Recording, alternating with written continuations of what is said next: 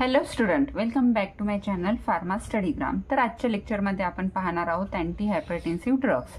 तर लास्ट लेक्चरमध्ये आपण पाहिलं आहे हायपरटेन्शन म्हणजे काय असते आणि अँटी हायपरटेन्सिव्ह ड्रग म्हणजे काय असतात। तर ओव्हरऑलमध्ये आपण एकदा रिवाइज करून घेऊ। Anti hypertensive drugs are the those agent which are use in the treatment of hypertension. Hypertension म्हणजेच काय की इन्क्रीज इन ब्लड प्रेशर जर इन्क्रीज झाला असेल तर त्याला आपण हायपरटेन्शन म्हणत असतो आणि ब्लड प्रेशरला लोअर करण्यासाठी किंवा नॉर्मल रेंजपर्यंत आणण्यासाठी आपण जे एजंट्स यूज करत असतो तर त्याला अँटी हायपरटेन्सिव्ह ड्रग्स म्हणत असतो। तर आजच्या या लेक्चरमध्ये आपण अँटी हायपरटेन्सिव्ह ड्रगचं classification on the basis of mnemonics पाहणार आहोत। ठीक आहे। सो अँटी हायपरटेन्सिव्ह ड्रग मध्ये सगळ्यात पहिला जो क्लास असतो तर तो आहे डायुरेटिक्स। डायुरेटिक्स म्हणजेच are the those agent which are increase the urine outflow. Urine outflow increase करण्यासाठी जे एजंट्स यूज करत असतो त्याला डायुरेटिक्स म्हणत असतो। तर जनरली डायुरेटिक्समध्ये 3 कॅटेगरीचे ड्रग येतात। पहिला आहे थायझाइड डायुरेटिक्स, त्याच्यामध्ये एक्झाम्पल्स आहेत हायड्रोक्लोरथायझाइड्स अँड क्लोरथॅलिडॉन। सेकंड आहे लूप डायुरेटिक्स, एक्झाम्पल आहे फ्युरेसेमाइड्स अँड टॉर्सेमाइड्स। तिसरा आहे पोटॅशियम स्पॅरिंज डायुरेटिक्स, एक्झाम्पल आहे स्पॅरानोलॅक्टोन अँड ॲमिलोराइड्स। ठीक आहे। तर मग यांना लक्षात ठेवण्यासाठी आपण एक ट्रिक बनवलेली आहे, the little pipe. The for thiazide, little for the loop diuretics and P for the potassium sparing diuretics. ठीक आहे। तर याच्यामध्ये एक्झाम्पल्स दिलेले आहेत, तर ते सर्व तुम्ही या ट्रिक्सवरनं लक्षात ठेवू शकतात। देन नेक्स्ट क्लास आहे आपला रास इनहिबिटर्स। रास म्हणजेच काय असते, रेनिन अँजिओटेन्सिन अल्डोस्टेरॉन सिस्टीम। याच्याबद्दल आपण एक शॉर्ट व्हिडिओ टाकलेला आहे, तर तो व्हिडिओ तुम्ही नक्कीच पाहाल।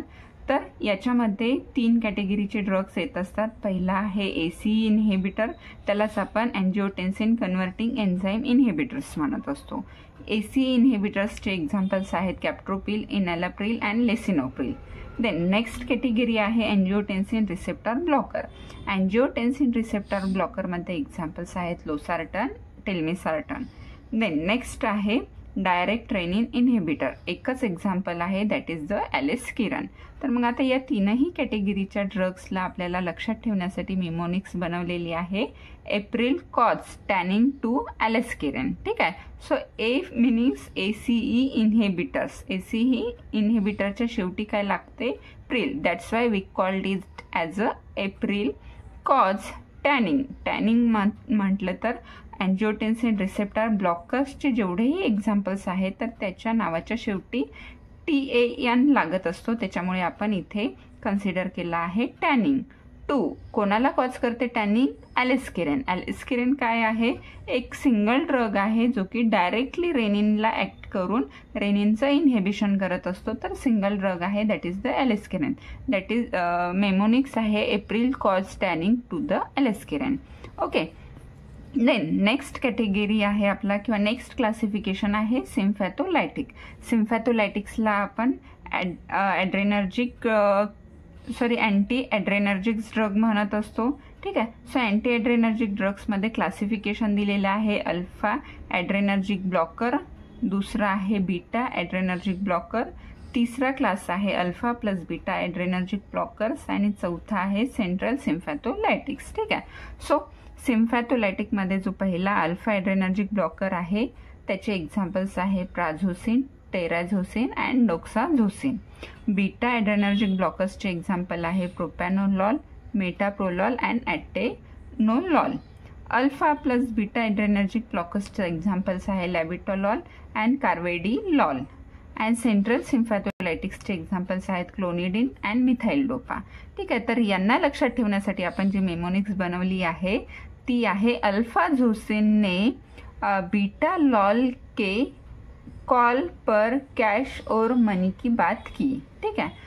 अल्फा झोसिन ने बीटा लॉल के कॉल पर, ठीक है, CL कॉल पर कैश और मनी की बात की, कैश और मनी की बात की। That is the mnemonics to remember about the sympatholytic drugs. ठीक आहे. देन चौथी कॅटेगरी आहे आपलं vasodilator. Vasodilators are the those agent which cause the relaxations of the blood vessels. ठीक आहे. सो वॅसोडायलेटरमध्ये 2 एक्झाम्पल्स आपण पाहिले आहेत, हायड्रॅलाझाईन अँड मिनॉक्सिडिल. ठीक आहे. सो हायड्रोलाझाईन अँड मिनॉक्सिडिल हे वॅसोडायलेटर म्हणून ऍक्ट करत असतात. तर यांना लक्षात ठेवण्यासाठी आपण ट्रिक बनवली आहेत. वासू सेड्स हाय टू मीना. ठीक आहे. वासू म्हटलं तर वॅसोडायलेटर, सेड हाय म्हटलं तर हायड्रॅलाझिन अँड सेड टू मीना म्हटलं तर मिनॉक्सिडिल. ठीक आहे. तर या प्रकारे आपण 4 कॅटेगरीचे ड्रग्स पाहिलेले आहे as an anti hypertensive drug. आणि 5वी कॅटेगरी आहे कॅल्शियम चॅनल ब्लॉकर. ठीक आहे.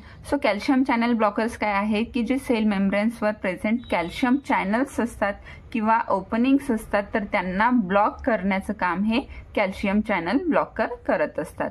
ठीक आहे. सो मग कॅल्शियम चॅनल ब्लॉकरमध्ये एक्झाम्पल्स आहेत निफिडिपिन, ॲम्लोडिपिन, वेरापेमिल अँड डेल्टियाझाम. ठीक आहे. तर मग या 4ही ड्रगला लक्षात ठेवण्यासाठी आपण जी मेमोनिक्स बनवला आहे, नाईस अँड व्हेरी डेअरिंग. ठीक आहे. So nice it is start from the nifedipine, amlodipine, verapamil and डेल्टियाझाम.